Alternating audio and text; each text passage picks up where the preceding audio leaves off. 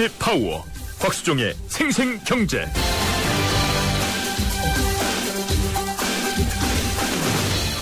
안녕하십니까. 9월 24일 화요일 YTN 생생경제 시작하겠습니다. 곽수종입니다. 우리나라 주택시장이 상대적으로 암흑기에서 벗어나지 못하고 있는 상황, 이 1,000조 원이라고 하는 가계부채가 이 주택시장까지 짓누르고 있는 그런 상황인데요. 이에 비해서 미국, 영국, 일본 등 선진국들 주택시장은 조금씩 기지개를 핀다는 그런 분석들이 나오고 있답니다. 과연 이 선진국 시장의 주택시장이 살아나면서 주택경기의 부활과 경기 회복이 가셔야될 것인지 2부 경제 핫 이슈 시간에서 살펴보도록 하고요.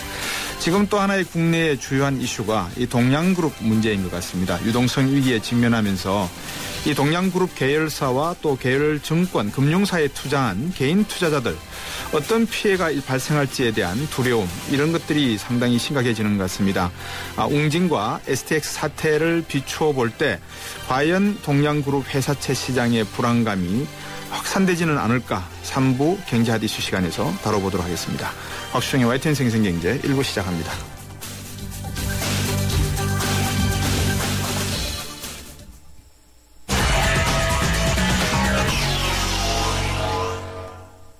네, 오늘 증시 상황 알아보겠습니다. 신한금융투자의 곽선준 팀장입니다. 안녕하세요. 네, 안녕하십니까. 곽선준입니다. 네, 오늘 우리 증시가 이 오후 클로징 막장에서 살아났네요. 네, 맞습니다. 연기금이 2시가 지나자마자 네. 바로 준비 시작하고 달리기를 하듯이 매수세를 보여주면서 약 2천억 가까운 수준의 순매수세를 네. 보여주었습니다. 그로 인해서 장중에 상당히 큰 폭으로 하락을 했죠. 19포인트까지 하락을 했었던 부분들을 네. 거의 대부분 되돌리면서 종가 기준으로 2.31, 0.11% 하락한 2007.10포인트를 기록하며 장을 마감했습니다. 코스닥 증시는 0.2, 0.04% 상승한 527.29포인트를 기록을 했는데요. 네. 역시나 연기금이 들어오게 되자 삼성전자를 위시한 대형주군들이 강세를 보여주었는데, 특별히 연기금이 움직이면 강세 보여주었던 전기전자, 자동차 쪽의 업종 상승이 상당히 눈에 띄는 그런 흐름이었습니다. 삼성전자 같은 경우에는 TV가 말썽을 일으키고 있다라는 이야기가 있는데 네. 이렇게 연기금에서 대폭적으로 매입을 해서 7%가 넘는 지분을 가지는 것은 어떤 의미를 가질까요? 일단 삼성전자의 그 현재 주가와 실적 그리고 자산 가치 이런 것들을 감안해 보면은요. 네. 아직까지 그렇게 비싼 가격이 아닙니다. 만약에 실적이 여기서 올해보다도 반토막 이상으로 뚝 떨어지지 않는 한은 네. 현재 주가가 그렇게 부담스럽진 않기 때문에 연기금처럼 장기 투자자 입장에서는 안정적이고 꾸준한 기업을 좋아한다는 의미에서 충분히 매수할 수 있는 대상이 되지 않겠느냐 이렇게 보입니다. 그런데 이제 한국에서 이제 마치 우물 속에 고래가 들어가 있는 것처럼 네. 연기금이 투자 주체로서 그렇고 또 삼성전자도 또 한국 주식시장에 좀 그런 역할을 하다 보니까 소수 기업과 소수 투자 주체에 의해서 시장이 좀 많이 휘둘리는 거는 그렇게 썩 좋은 흐름은 아니다 이렇게 볼 수 있겠습니다. 동양그룹 사태가 우리 증시에 그렇게 큰 영향을 주지는 않은 것 같습니다. 네네, 그렇습니다. 아직까지는 거기에 대한 그 흐름들 시장에 반영되는 건 크지는 않고요. 예. 동양그룹 관련 주식들만 좀 어려움을 겪고 있는데 사실 그 동양그룹이 만만치 않다라는 것들은 조금 이야기가 예. 증시 내에서는 설왕설래됐던 시간이 좀 되었습니다. 함부로 네. 말을 못하기 때문에 발표를 안 한 것이지 예. 그런 부분들은 이미 알고 있었기 때문에 시장의 충격이 그렇게 크지는 않은 편이다 이렇게 볼 수 있겠습니다. 그러나 이제 예. 앞으로 향후에 그 금융계열사들의 문제가 조금 심각하게 발전을 하게 된다면 일부 예. 영향을 좀 미치지 않겠느냐 이렇게 보고 있습니다만 그럼에도 그야말로 찻잔 속의 태풍 정도 수준 그런 정도로 이해하셔야 될 것 같습니다. 네, 추석 연휴 시작되기 전에 우리 곽선준 팀장하고 이야기를 나눌 때 외국인들이 그 당시만 하더라도 연 6일인가요? 7일 매수를 계속하면서 약 7조 원 가량 매수를 네. 했다라는 이야기를 나눴었거든요. 네. 외국인들의 유입세가 오늘은 조금은 소강 상태에 접어들었습니다만 어쨌든 네. 오늘도 매수를 했더라고요. 예, 20거래일 연속. 그러니까요. 사실 그 전에도 보자면 7월 달 초순이 좀 지난 이후부터는 네. 계속 계속적으로 매수를 해주고 있습니다. 그래서 11조 원도 넘는 순매수를 보여주고 있는데요. 네. 일단 뭐 이 부분들이 포트폴리오에서 비중이 빠졌던 부분을 다시 채워넣는 것이다. 즉 올해 상반기에 시장을 수급적으로 짓눌렀던 것이 뱅가드 펀드 물량의 청산이었는데요. 네. 이 청산된 물량들이 다시금 채워주고 있는 것이다. 그러니까 한국 주식시장이 선진국 지수형으로 편입이 되면서 그 부분들을 채워넣기 때문에 지금 외국인들이 매수를 하는 것이다라는 의견이 좀 있고요. 예. 그리고 또 그 영미 계열의 장기 투자자들이 지금 들어오고 있는 것이다. 이렇게 보는 시각들도 있습니다. 어떻게 보셨길래 장기 투자가들이 들어왔다라고 보셨습니까? 일반적으로 외국인들 투자자들이 이렇게 구분이 되는데요. 네. 우리가 숏게임이라고 부르는 이렇게 짧은 시세 차익을 바라보면서 투자를 하는 그런 팀들이 있고 네. 또 보통 한 번 들어오면 6개월 이상의 장기간의 그 시각을 가지고 들어오는 그런 주체들이 있습니다. 그런데 네. 최근에 외국계 그 주문을 조금 실행을 하는 국내 네. 증권사 관계자의 얘기를 들어보면 대체적으로 장기적인 안목을 가진 그 외국계 투자자들이 좀 많이 들어오고 있다 이런 얘기를 전해 들었습니다. 아까 우물 안에 고래가 놀기에는 비좁다라는 말씀을 하셨고 생존하기도 힘든다는 말씀을 하셨지 않습니까? 네. 우리 증시 전체가 뭐 우물은 아닙니다만 그래도 세계 증시를 놓고 볼 때 거래량으로 보면 세계 1, 2위를 다투는데 네. 어떻습니까? 이 외국인들이 방금 장기 단기 이렇게 들어와서 김춘석 부장하고도 이야기를 나눴습니다만 먹튀를 하려고 들어온 겁니까? 아니면 정말 우리 경제가 미래의 어떤 성장 동력과 가치가 있기 때문에 먼 장래를 몰고 들어와서 우리 금융시장을 이렇게 좋게 평가해서 들어오는 겁니까? 네. 사실 외국인 투자자들은 이제 먹튀라고 표현하기는 좀 그렇습니다. 먹으려고 들어오는 거죠. 예. 예, 먹고 빠져나가려고 들어오는 겁니다. 예. 근데 그것이 이제 투기적인 흐름으로 시장의 흐름들을 붕괴시키고 망가뜨리면서 나갈 것이냐 아니면 자기네가 부었던 그 시각을 유지하면서 장기적 관점으로 들어와서 원하는 차익을 얻고 나가느냐 네. 이런 것에 따라서 전혀 차원은 달라지는데요. 첫 번째 있었던 그런 문제들 좀 심각한 문제가 되겠습니다만 지금 흐름들은 그렇지 않은 것 같습니다. 외국인들한테 주식시장이 개방되고 나서 외국인들은 계속 꾸준히 들어오고 나서 중간중간에 어느 정도 나가긴 합니다만 그런 자금들이 한꺼번에 다 빠져나가는 것은 아니고 네. 그 외국인 투자 자금들 중에 일부만이 이제 들어왔다 나갔다 하는 이런 흐름들을 볼 수 있는데요. 네. 일단 이렇게도 보실 수 있을 것 같습니다. 이게 이제 내년 정도쯤 되면 보다 좀 더 가시화되지 않겠느냐 이렇게 보여지는데 저는 개인적으로 이 통화 문제다 이런 생각을 많이 하고 있는데요.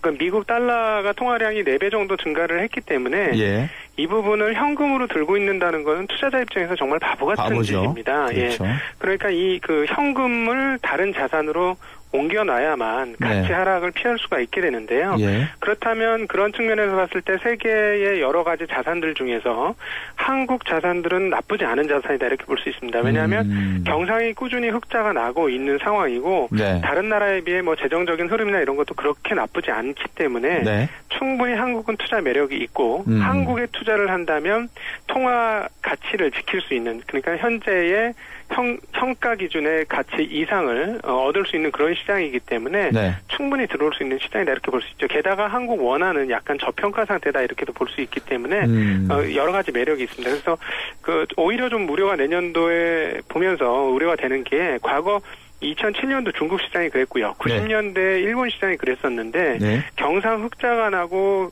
자체적인 경제 상황이 좋고 해외 자금이 막 유입이 되게 되면 그 나라 자산 가격이 필요 이상으로 뻥튀기가 되는 소위 말해서 거품이 일어나는 과열된 현상이 나타날 수 있는데 이 부분들에 대해서 지금은 투자자들이 아직 주식 투자하면 어려울 것이나 이런 생각을 다 하시니까 별로 생각을 안 하고 있습니다만 외국인 투자자의 흐름들이 여기서 그치지 않고 계속해서 들어오게 된다면 그런 그 과열 현상도 나타날 수 있고 과열이 나타나게 되면 그 나중에 후폭풍이 정말로 무섭기 때문에 아주 먼 얘기긴 합니다만 그럴 가능성은 충분히 있는 상황이다 이렇게도 판단하고 있습니다. 짧게 한번 말씀해 주세요. 네.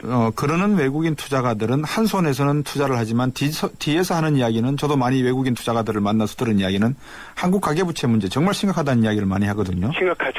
네. 그러니까 이게 제가 먹튀 이야기를 한 겁니다. 이거 진짜 이거 등 두드려주면서 배를 때리는 건 아닌가 싶어서요. 네네.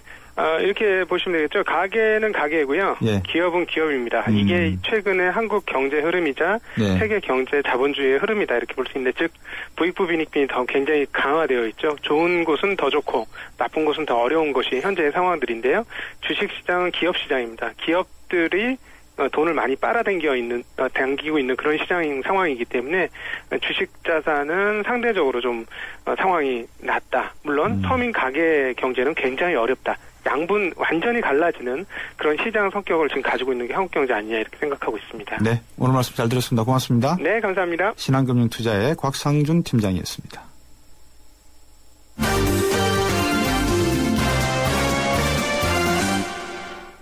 한국일보 이성철 산업부장과 함께 경제뉴스 정리해드리겠습니다. 안녕하십니까? 네, 지금 전화 연결이 부드럽지 못해서 제가 잠시 오늘 이성철 부장과 함께 브리핑해드릴 내용 좀 전해드리겠습니다. 먼저는 건강보험료 체납자 명단이 공개됐다는 소식이 있습니다. 그래서 이 건강보험료를 체납한 분들이 어떤 분인지 한번 이성철 부장에게 여쭤보고요.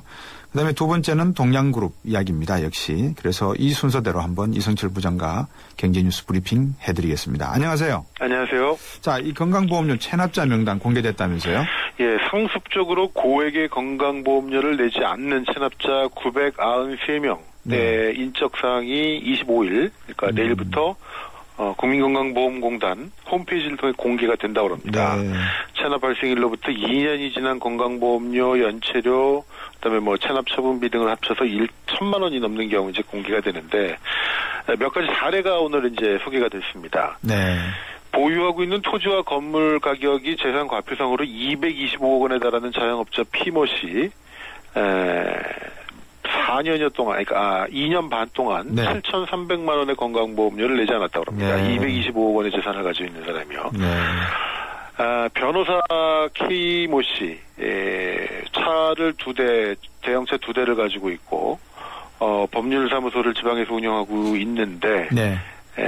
5년 동안 7,800만 원의 건강보험료를 안 냈다고 합니다. 건강보험료를 통해서 돈을 결국 받게 되는 의사도 포함이 되어 있는데요. 네. 의사 Y모 씨 같은 경우는 건강보험료 3천만 원을 체납했다고 합니다. 병원에서 지금 이제 이 월급 받는 의사로 일을 하고 계신데, 네. 역시 대형차 2대를 가지고 있는 분인데 3천만 원 이상의 이걸 안 냈다고 합니다. 네. 개인마다 무슨 사정이 있는지 모르겠습니다. 예컨대 이 재산과 표가 200억이 넘는다 하더라도 진짜 이게 압류가 돼 있고 경매가 돼 있고 실질 벌어들이는 소득은 없을 수도 있겠습니다만 어쨌든 예. 건강보험이라는 건 결국 이건 세금이 아니라 예. 그 혜택을 우리가 바로 아플 때 병원 가서 받는 거 아니겠습니까? 역시 직장인들은 월급쟁이들은 꼬박꼬박 유리지갑처럼 이 건강보험료가 다 떼나가는데 예. 이런 자영업자들 무슨 사정이 있는지 모르겠지만 이거는 내야 되는 거 아닌가 싶습니다. 명단이 공개된다고 그랬는데 Y씨, P모씨, K모씨 이렇게 나오는 겁니까? 아닙니다. 이름 다 나옵니다. 실명으로 다 나오는 거죠? 예, 내일부터 나오기 때문에 아직 여기, 예, 그렇게 돼 있죠. 그렇군요. 우리 이성철 부장께서 또, 양반이시니까, 오늘 감사주는 것 같습니다. 자, 두 번째 소식은 동양그룹 이야기인데요. 네. 이 동양그룹 팔 수 있는 건 다 판다, 화력발전소까지 판다는 이야기가 나오고 있습니다. 예, 지금 동양그룹이 시장의 뇌관입니다. 지금 네. 그렇지 않아도 워낙 이 동양그룹 채권을 가지고 있는 개인들도 많고 잘못하면은 이 동양그룹의 문제인 동시에 여기에 네. 투자를 한 개인들에게도 심각한 문제가 될 수가 있는데 네. 어쨌든 가장 이상적으로는 빨리 동양이 회생을 해야 되는데 자체적으로 지금 워낙 신용등급이 떨어져 있는 상태여서 네. 채권 리볼빙도 어려운 상태고요. 결국 마지막으로 이제 그 동서기업이죠. 네. 지금 동양그룹 현재현 회장의 동서가 이제 오리온 그룹인데 거기 담철권 회장 쪽한테 SOS를 요청을 했습니다만 결국 그게 무산이 됐습니다. 그래서 어떻게 보면 이 마지막 어떻게 보면은 동아줄마저 끊어진 것이 아니냐 이런 지금 평가가 나오고 있는데 네. 어쨌든 동양그룹은 할 수 있는 건 다 하겠다. 그래서 오늘은 결국 동양그룹이 지금 사실 여러 가지 업종을 가지고 있는데 상당 부분을 정리하고 가장 어떻게 보면 미래의 먹거리 산업으로 몰고 추진하고 있는 것이 이 화력발전 쪽입니다. 네. 특히 이제 그 동양의 기왕에 이제 시멘트 탄광이 있었던 삼척 지역에다가 네. 거기 이제 사업권도 따냈고 대규모 화력발전소를 지어서 앞으로 그걸로 이제 주력 사업으로 이 에너지 발전 사업을 그룹의 주력 사업으로 삼겠다라고까지 선언을 한 상태인데 이 화력발전 사업의 이 근간이 되는 동양파워라는 회사, 네. 이 회사까지도 팔겠다 이렇게 지금 오늘 얘기를 했습니다. 결국 주력 사업까지도 이제 팔겠다라는 얘기고. 이 회사에 원래 이제 그 창업주는 돌아가셨고, 이제 창업주 부인이 있는데, 지금 현 회장의, 그러니까 장모님 되시는 분이죠. 네네. 이분도 어쨌든 개인이 가지고 있는 1,500억 원대의 주식을 다 내놓겠다, 이렇게 얘기를 했습니다. 네. 근데 지금 워낙 시장에서는 여러 가지 흉흉한 얘기도 많이 돌고 있고, 네. 또 불안한 개인들이 막 환매를 하려는 그런 움직임도 보이고 있고. 그렇겠죠. 어쨌든 올해 안에 돌아오는 회사채가 너무 많아서요. 적어도 한 7, 8천억 정도는 있어야지만 이 문제를 해결할 수 있다고 보여지는데. 네. 글쎄요, 이 매각 같은 게 순조롭게 진행이 된다면은 가능하겠습니다만, 이 원래 집도 그렇지 않습니까? 막판에 급해서 급매로 나온 가격은 물건은 제값을 받기가 어렵고 네. 사는 사람들은 어떻게든지 그 가격을 후려치려고 할 것이고요. 네. 그래서 동양이 지금 어떻게 될지 어쨌든 지금 시장에선 가장 큰 이 잠재적인 시한폭탄이다 이렇게 얘기할 수가 있겠습니다. 방금 말씀해 주신 내용을 저희가 YTN 생생경제 2부에서 좀 더 한번 자세히 다뤄보도록 하겠습니다. 네. 자, 세 번째 소식은 환율 투기 세력에 대해서 정부가 경고하고 나섰다고요? 예, 이게 미국 연준의 출구 전략 시행 시사 이후에 신흥국 중에서도 한국에 대한 차별성이 부각이 되면서 굉장히 많은 돈이 지금 들어오고 있지 않습니까? 네. 지금 환율도 계속 떨어지고 있고, 외자가 들어오는 거를 뭐라 할 수는 없겠습니다만, 들어오다 보면 일단 여기에는 굉장히 단기 투기성 자금들이 당연히 섞일 수밖에 없고요. 그리고 그러한 돈의 비중이 많다는 거는 이런 돈은 언제라도 빠져나갈 수 있는 돈들이기 때문에 네. 많이 들어온다는 건 많이 나갈 수도 있다는 얘기입니다. 그렇죠. 결국 이거는 잠재적인 시장의 교란 요소가 될 수밖에 없고 네. 그래서 지금 정부가 이 부분에 대해서 오늘 강하게 경고의 메시지를 보냈습니다.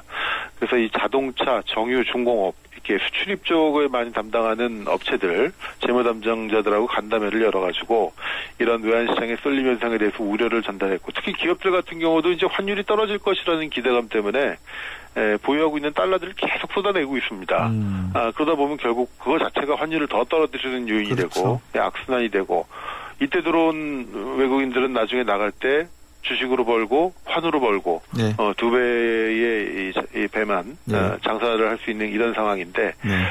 어쨌든 예의 좀 주시해야 될 상황인 것 같습니다. 외국인 자금이 많이 들어와서 주식을 끌어올리는 건 좋은데 네.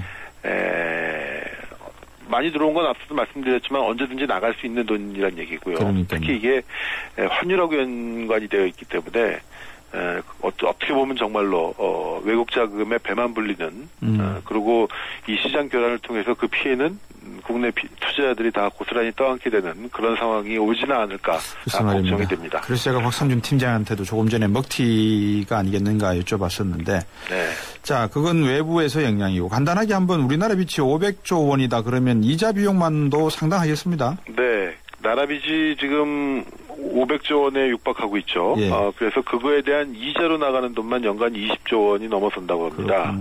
기획재정부에 따르면 올해 국가 채무에 따른 이자로 지출될 돈이 20조 3천억 원 정도로 추정이 된다고 합니다. 우리나라 인구로 나누면은 국민 한 사람당 이자로만 40만 원씩을 내고 있는 그런 셈이 된다고 합니다. 20조 그러니까 복지비 예산 17조가 모자라서 지금 이 난리인데 20조 간단하네요. 오늘 말씀 잘 들었습니다. 고맙습니다. 네. 한국일보 이성철 산업부장이었습니다. 족발, 만두, 피자, 케밥 다 포기했습니다. 괜찮다. 너에겐 카스라이트가 있으니. 칼로리를 33% 내린 맛있는 맥주 카스라이트. 네, 1부 얘기까지입니다. 2부에서는 앞에서 말씀드렸습니다만 주택시장에 대해서 한번 살펴보고요. 조금 전 우리 이성철 부장도 이야기를 했고 또 앞에서 제가 오프닝에도 말씀을 드렸습니다만 동양그룹 사태 3부에서 좀 더 구체적으로 자세히 살펴보도록 하겠습니다. 2부에서 뵙겠습니다. 2013 가요계 최대 이슈. 대한민국의 살아있는 전설 가왕 조용필. 그가 돌아온다. 음악으로 대중의 정서와 공감을 이루며 함께 호흡하는 무대 위의 거인 조용필. 2013년 하반기 최고의 공연 조용필 전국 투어 콘서트 헬로가 순천, 울산, 수원, 일산, 광주, 창원에서 펼쳐집니다. 티켓 예매는 인터파크 1544-1555.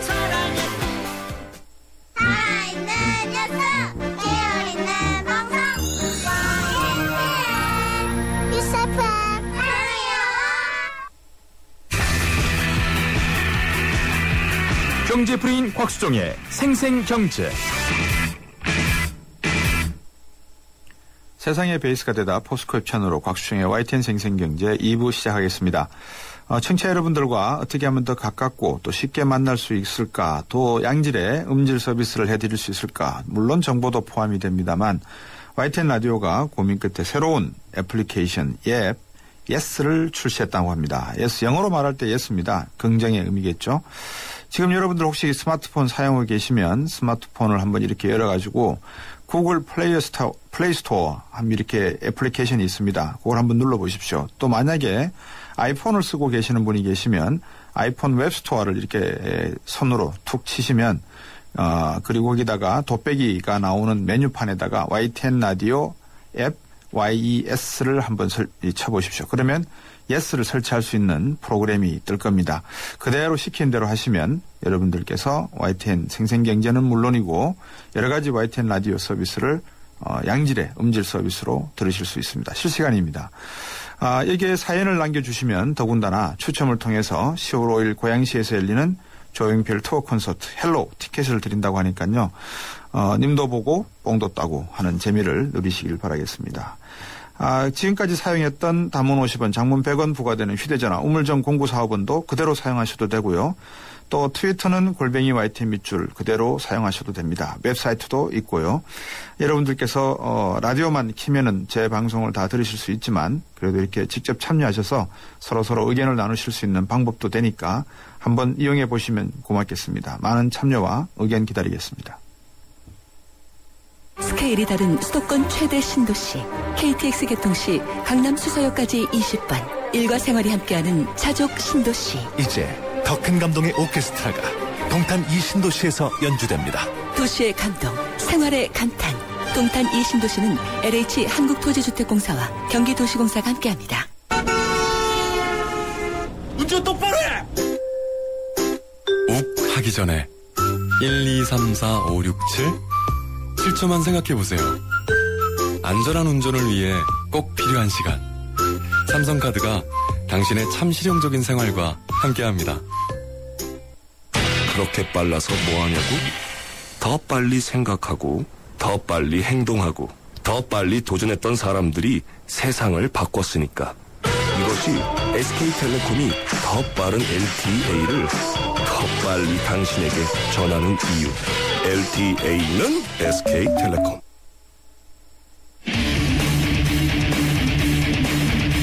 곽수종의 생생경제. 이번 주 이 국회에서 처리해야 될 부동산 관련 법안들이 상당히 많이 있습니다. 과연 제대로 처리될지는 모르겠습니다만 일단은 부동산 시장이 살아나야 경기가 회복된다라는 점에 대해서는 국민 모두가 공감대를 가지고 있는 것 같습니다. 그런데 이 기쁜 소식이 우리나라에서 먼저 들리는 게 아니라 해외에서부터 들리는 것 같습니다. 우리 주택시장이 아직도 암흑기에 헤어나오지 못하고 있는 상황에 미국과 영국 등 선진국 시장 그리고 일본 시장까지 경기가 좀 나아지고 있다고 하는데요. 어떤 이유에서인지 한번 살펴보도록 하겠습니다. 신한금융투자의 심재엽 투자분석팀장입니다. 안녕하세요. 네, 안녕하십니까. 그동안 먼저 왜 이 미국이나 선진국들 주택시장이 침체에 빠졌었죠. 그동안에 그죠? 예, 그렇습니다. 왜 먼저 이렇게 침체에 빠진 상태가 유지되고 있었습니까? 가장 큰 것은 아무래도 부동산 시장이 버블 시점에 많이 들어갔었고요. 그 원인이 됐던 게 서브프라임 모기지와 같은 부동산 관련된 상품이 굉장히 많이 팔렸다는 것입니다. 네. 이 상품이 팔렸던 시기는 2005년서부터 2007년 사이에 3년 기간이었었는데요. 예. 이 상품이 팔리면서 시장 자체의 매물보다는 아니면 거래 자체보다는 오히려 가격만 올리는 역할을 많이 했었고요. 네. 또 신용 불량자들한테도 대출이 많이 이루어졌기 때문에 결과적으로 네. 이 부분 때문에 부동산 시장이 침체기에 들어가는 가장 큰 원인이 됐습니다. 그러면 이렇게 버블이 터졌다 그러면 결국은 가계부채가 상당히 심각한 타격이 됐겠습니다. 미국과 선진국 이 소비자들에게는요. 가계부채 자체를 본다면요. 미국 같은 경우에는 2007년도에 미국의 가계부채 비중은 GDP 대비 129%였고요. 영국 같은 경우는 153%까지 올라갔습니다. 그리고 미국의 무기지 대출 잔액은 2008년도 중반에 15조 달러에 근접할 정도로 가장 컸었는데요. 이 같은 상황이 선진국임에도 불구하고 가계부채가 증가하면서 결과적으로 신용 위기까지 가는 사태로 치달았었습니다. 네. 자, 그러면 주택시장, 미국 주택시장이 지금 회복기에 접어들었다라는 소식이 나오는데 그렇게 봐도 됩니까? 일단은 미국의 주택시장이 2011년 4분기를 기점으로 해서 터닝하고 있습니다. 2006년과 7년 사이가 고점이었었는데요. 그때 대비로 한 지금 한 40% 정도 빠졌다가 2011년 4분기에 바닥권을 갖다 형성한 이후에 한 2년 정도 지금 상승하고 있는데요. 상승 폭이를 본다면 올해 1분기와 그리고 3분기가 미국의 부동산 시장의 상승세가 가장 좀 빠르게 나타나고 있고요. 이 주 원인을 본다면 가계대출이 증가했다고 볼 수도 있지만 사실은 미국의 제조업 쪽의 경기가 많이 호전이 되면서 이 같은 양상이 부동산 시장의 경기까지도 연결되고 있는 상황입니다. 결국 고용이 늘어나고 있고 이 소득 증가가 미국 경제의 부동산 경기까지도 자극을 하고 있다 이런 말씀 같은데 영국이나 일본도 같은 패턴입니까? 모습입니까? 영국과 일본 같은 경우는 지금 부동산 경기가 미국과 같이 살아나고 있습니다. 근데 미국과 같이 경제 쪽에 지금 부양 효과를 갖다 많이 하는 그런 정부의 정책들이 많이 자극을 갖다 했기 때문인데요. 영국 정부 같은 경우 주택자금의 20%까지 무이자로 빌려주는 강력한 부동산 정책을 갖다가 펼치고 있고요. 일본 같은 경우 아베노미스 효과로 인해서 주택 수요가 증가하고 있습니다. 이 자체를 본다면 양쪽 모두 미국과 마찬가지로 돈을 갖다 풀어서 부동산을 갖다 살리는 그런 정책을 쓰고 있고요. 이 효과 결과적으로 가계 소득 증가와 그리고 소비 증가로 연결되는 그런 구도를 갖다 만들고 있습니다. 돈을 풀어서 결국 소비를 진작시키는 방향, 총수요를 늘리는 방향으로 가고 있다. 그 말씀이신 거죠? 지금 말씀해 주신 내용을 한번 이렇게 정리를 해보면 부동산 거품이 생겼다가 이것이 일시에 꺼진 뒤에 가계부채 등 또 기업도 제조업의 실물경제의 어려움 등 여러 가지 부채 문제를 해결하고 나면서 이 부분이 조금씩 긍정적인 방향으로 흘러가면서 다시 경기가 살아난다는 말씀 같은데 말이 쉽지 가계부채 조정 과정이 상당히 좀 곤혹스럽지 않겠습니까? 굉장히 좀 큰데요. 10년에 한 번씩 글로벌 같은 경우 부동산 시장의 거품이 꺼진 뒤 이후에 굉장히 큰 경제적인 고통을 갖다 감내를 했었고요. 이 같은 사이클이 사실은 2007년도에도 거의 10년 만에 돌아왔습니다. 최근 같은 경우 미국이나 영국 모두 고통스러운 가계부채 조정이 있었는데요. 2007년서부터 2012년까지 미국의 모기지 대출 잔액은 13조 달러 규모로 줄었습니다. 거의 2조 달러 규모가 하락했고요. 영국 같은 저처분 소득 대비 가계부채 비중도 15%까지 줄었습니다. 근데 이게 자연스러운 그런 주름이 감소가 아니고요. 압류라든가 갖고 있는 자산을 갖다 매각하는 강제 매각 과정에서 있었기 때문에 이 부분은 이제 디레버리징 과정이라고 합니다. 주택 가격이 형성되기 전에 강제적으로 이거 매각하는 과정이 있었기 때문에 가계 입장에서 굉장히 좀 힘든 구간이라 판단할 수 있습니다. 그렇군요. 그래서 이제 우리가 흔히 방금 말씀해 주셨습니다만 디레버리징이라고 하는 용어를 많이 들었던 것 같은데 조금 전에 이 돈을 풀어서 결국은 부동산 경기를 회복하고 있다라는 말씀을 해 주셨습니다. 그러면 이들 나라들이 추진한 효과적인 부동산 정책이라고 하는 것은 결국 돈 푼 것밖에 없다 이렇게 봐도 되는 겁니까? 전반적으로 본다면 돈을 갖다 푼 게 하나가 있고요. 또 저금리 기조를 갖다 상당 기간 유지하는 완전 초저금리를 갖다 이용을 했었고요. 세 번째는 신용에 대한 부분에서 앞서 말씀드린 것은 압류를 갖다 하면서 구실 채권을 갖다가 없애는 그런 과정을 갖다 했었는데 최근 들어서 완화 정책입니다. 이 부분을 갖다가 어느 정도 이제 경제가 진정이 되고 있기 때문에 압류에 대한 비율은 좀 많이 감소했습니다. 오히려 갖고 있는 대출 기간을 갖다 좀 더 연장해 줄 테니까 일단 가게는 살아있어라 라는 쪽으로 완화 정책을 갖다 펼친 점이 부동산 시장의 상승으로 연결이 됐습니다.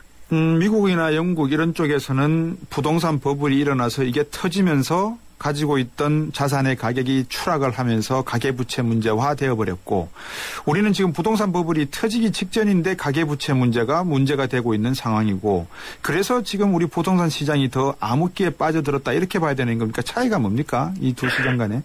차이로 본다면 긍정적인 부분은 미국이나 영국과 같은 그런 금융산품 관련된 부동산 상품이 많지가 않다는 게 첫 번째로 차이고요. 예. 오히려 한국 쪽의 재무 상태를 본다면 좀 더 긍정적으로 볼 수 있습니다. 예. 오히려 이같이 보이지 않는 상품을 갖다가 무자비하게 많이 팔았던 선진국들이 오히려 여기에 따른 굉장히 큰 리스크를 갖다 감내할 수밖에 없었는데요. 한국 같은 이 같은 과정이 많지가 않고요. 두 번째 같은 경우에는 선진국만큼 한국은 강력하게 지금 부동산 정책을 갖다 펼치지 않고 있다라고 얘기하는데요. 여기에도 좀 약간 차이점이 있습니다. 미국이나 영국 같은 경우 이미 좀 부동산 시장이 완전 깨진 이후에 여기 살리기 위한 조치로 강제 조치에 들어간 상황이라고 볼 수 있고요. 한국 같은 경우에는 사실 부동산 시장이 붕괴된 건 아닙니다. 선진국의 영향을 갖다 좀 받고 있다는 차이가 있고요.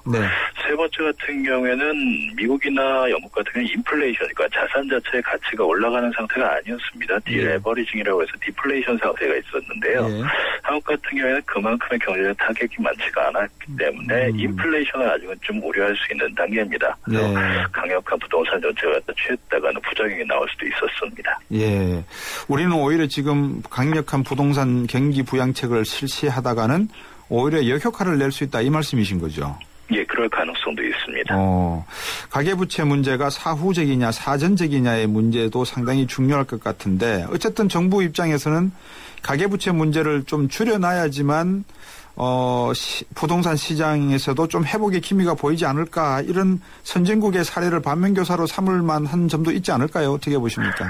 근데 일단은 가계부채 상황은 높은 건 사실입니다. 지금 가계부채 자체가 1,000조를 갖다 넘어가고 있고 신용대출가에 따지게 되면 1,100조까지 지금 올라오고 있습니다.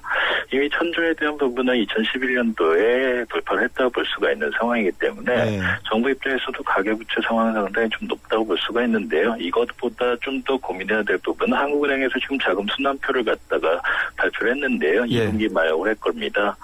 가계 외에도 가계 및 비영리단체, 비금융기관, 정부까지 해당되는 부채 비율이요. 올해 지난 1년간 비율 자체가 289.8%입니다. 이것이 2009년도 2분기가 좀 많았습니다. 185.2%인데요. 이거보다도 지금 최근 꽤 더 높습니다. 근데 가계만 증가한 게 아니고요. 비영리단체하고 기업금융 그리고 정부 쪽의 부채 비율 상승세도 상당히 큽니다. 그래서 부동산 시장을 딱 고민할 때 가계만 생각할 것이 아니라 정부나 최근의 지방자치단체에 대한 부채 비율도 상당히 높게 올라가고 있거든요. 이 부분을 갖다 같이 고민할 필요가 있습니다. 그 고민 중에 일단이 결국은 국회에서 부동산 법안들을 고려해야 되는 것 같은데 과연 이 국회가 지금 이 부동산 시장의 문제점을 제대로 이해하고 있다 이렇게 봐도 될까요? 어떻게 보십니까? 처리 내용을. 과거 정부의 흐름으로 봤을 때요, 부동산 시장 갖다가 적극적으로 제대로 지금 잡았던 정부도 많지 않았었고요. 이 부분은 글로벌 사회에서도 마찬가지입니다. 10년에 한 번씩 부동산에 대한 이 같은 경기 침체를 갖다 불러오는 쇼크가 발생했었는데요. 이번에 한국 같은 경우에는 최근에 부동산 자체의 실질적인 거래보다는 전세 가격 상승에 따른 부작용을 갖다 막고 실질 거래로 넘어가면서 초기 처음 1차 부동산을 갖다 구매하는 그런 계층에 대한 물론 수혜와 추가적인 거래를 갖다 양성하는 과정을 갖다 갖고 오는 법안을 갖다 처리하려고 노력하고 있는데요. 현재 상황에서는 글로벌 사회의 경제가 좋아져야지 자연스러운 순환에 의해서 부동산 시장이 좋아지는 그런 순환 과정이 나옵니다. 한국은 특히나 부동산 쪽보다는 수출에 좀 비중을 많이 갖고 있는 국가이기 때문에 법안 처리보다는 일단 첫 번째가 글로벌 경제의 회복 가능성에 대해서 좀 더 많이 볼 필요가 있고요. 두 번째 같은 경우는 전세 가격만 올라가는 이 같은 구조는 지금 한국만 나오고 있는 기형적 구조입니다. 이 자체를 갖다가 좀 더 거래 쪽으로 좀 이전하는 그런 법안 과정이 좀 필요하다고 보고 있습니다.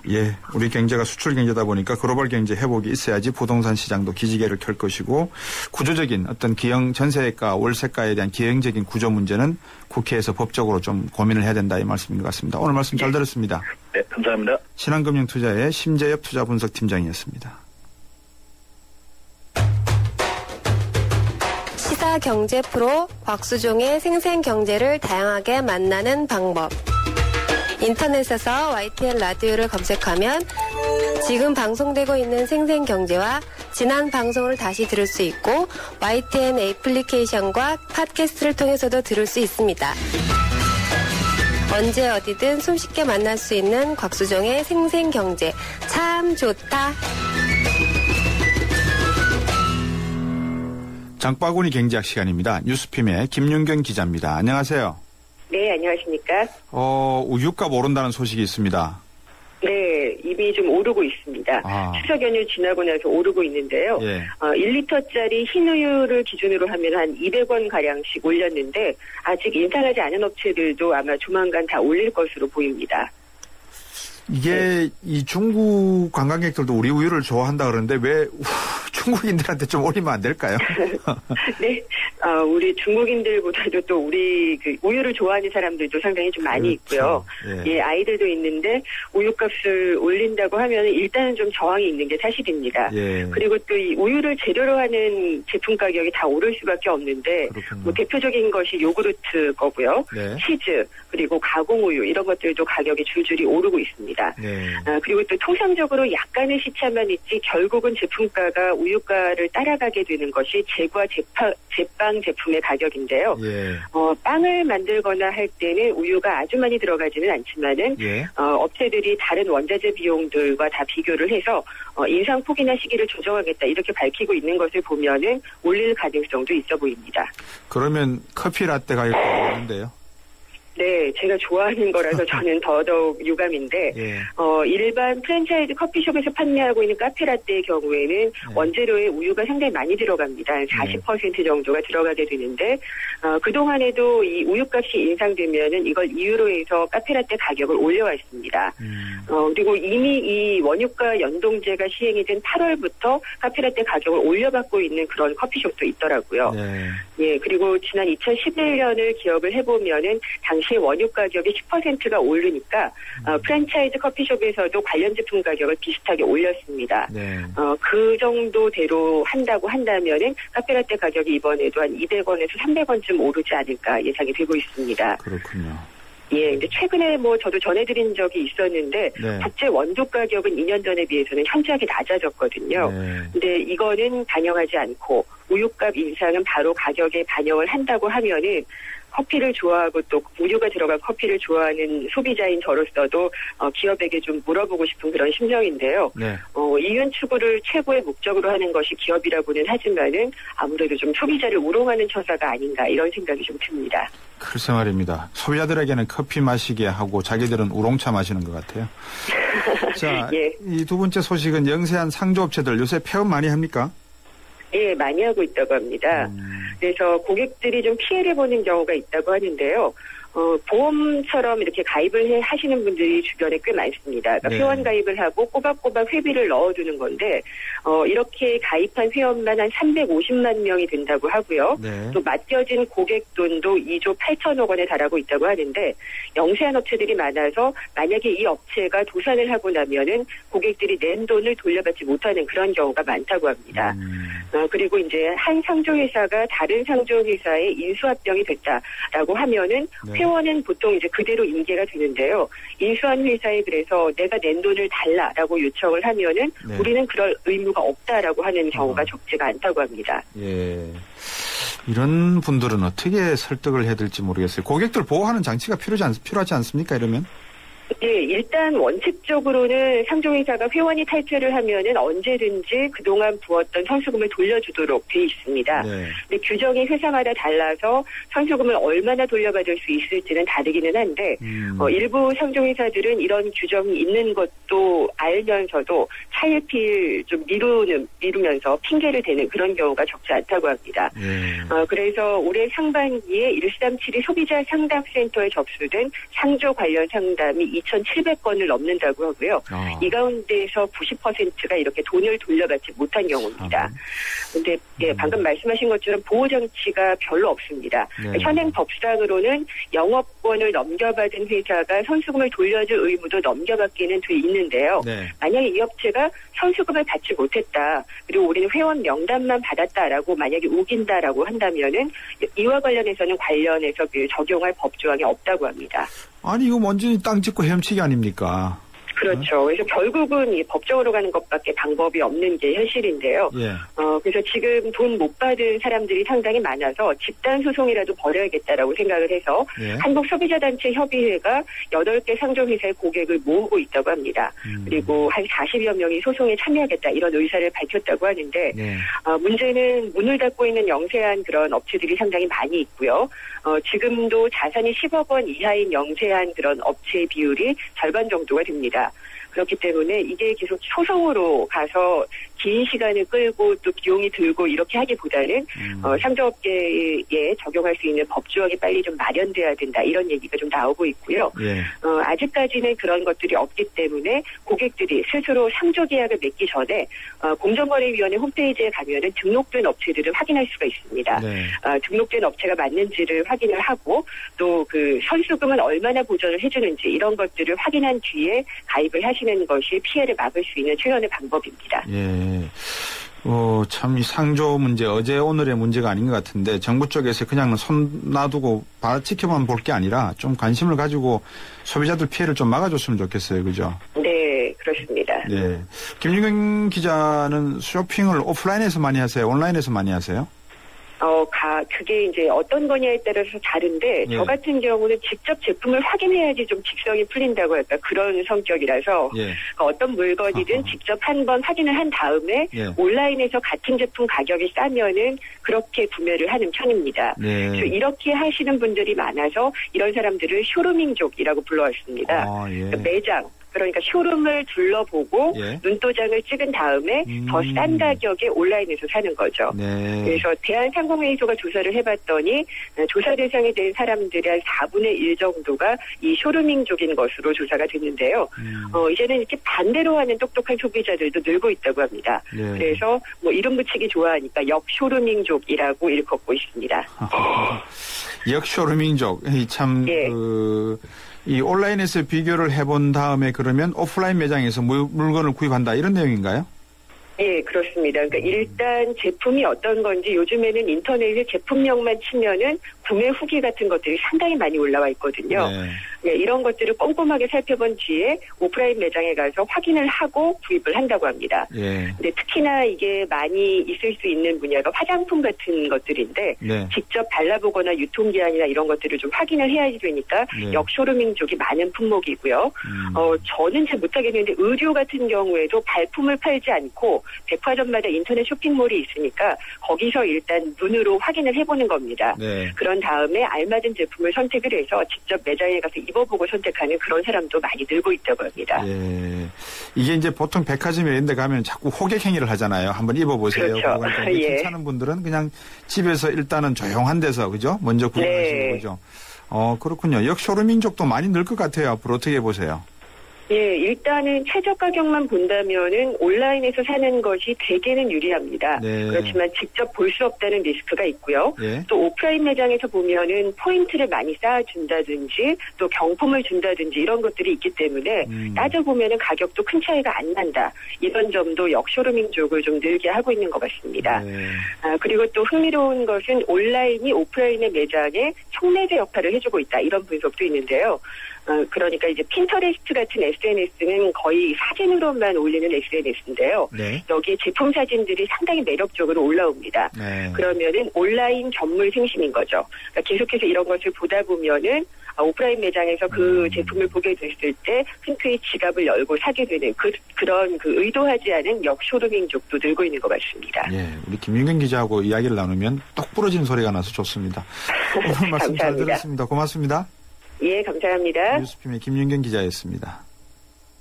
1층 없는 2층은 없고 철길 없는 기차 없으며 스승 없인 제자도 없습니다. 세상은 저마다의 베이스가 있습니다. 세상에 베이스가 되다. 포스코. LG G2는 왜? 사용자 모드와 게스트 모드. 두 개의 모드를 만들었을까? 정답은 TV 광고에. Learning from you. LG G2. 모두가 하고 싶어하는 일보다 누군가 해야 하는 일을 하자. 오늘의 이익보다는 내일 더 필요한 일을 하자. 함께할 때 더 큰 가능성을 창조할 수 있기에 함께 더 멀리 내일을 키우는 에너지 한화. 네, 이재민님, 송정섭님, 드디어 아이폰에서도 들을 수 있네요. 가입했습니다 하셨습니다. 네, 계속 들으십시오. 박종환님, 앱을 설치하니까 항상 같이 있어 할 수 있어 좋습니다. 네, 저도 마찬가지고요. 박부영님, 출퇴근 때만 들었는데 앱 깔고 사무실에 듣고 있습니다. 안 됩니다. 사무실에서 일하셔야죠.